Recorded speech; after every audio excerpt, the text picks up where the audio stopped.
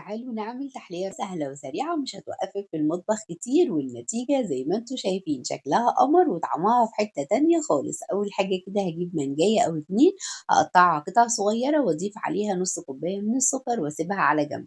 بعد كده بجيب أي نوع بسكوت سادة وأكسره في الكاسات بتاعتي كده، وبعد كده بجيب كوبايتين من الحليب أضيف عليهم باكو من الكريم كراميل ومعلقة واحدة من الدقيق وبقلبه على البارد، وبعد كده أرفعه على النار.